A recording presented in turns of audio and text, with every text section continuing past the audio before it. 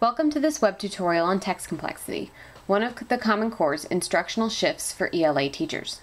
This video includes a brief introduction to the concept of text complexity and some of the major components of the concept from the Common Core. After viewing this video, you can test your understanding and view some examples by visiting other pages. The Common Core identify three different factors, depicted in the visual you see here, that are important to consider when determining the relative complexity of a text. They place ultimate decisions about text complexity in the hands of teachers, who must use what they know about their students and contexts in choosing texts. Perhaps the most variable factors are readers and task considerations. What background knowledge do your students have and need before encountering a text like Toni Morrison's Beloved, for example? What is the reading task? Are students reading alone in literature circles or with your support during class?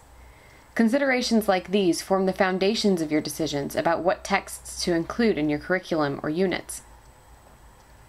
You also need to consider the qualitative features of texts. Some, like Elie Wiesel's Night, are leveled for 8th or 9th grade according to quantitative measures. However, the content of this text, which vividly and poetically describes the experiences of a teen during the Holocaust, might not be appropriate for some 9th grade classes. The language and structure of a text, like this one, which includes many metaphors and poetic prose, might also prove difficult for younger readers.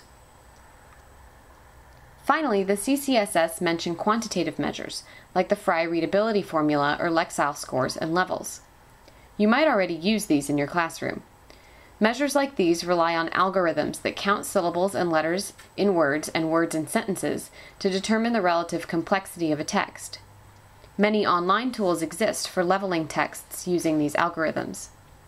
The CCSS are sure to emphasize that quantitative measures are the most powerful when used alongside qualitative and reader and task assessments of a text.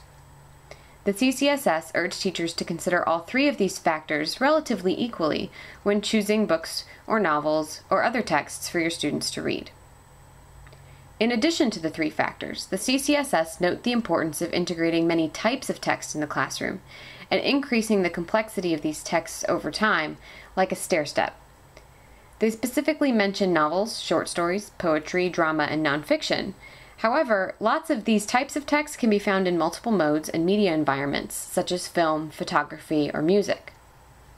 To learn more about text complexity and to view some examples, visit the other pages of this website, which address identifying the qualities of text that contribute to text complexity, assessing texts quantitatively, considering specific readers and their background knowledge when you construct units of study, and integrating complex digital media text into units of study.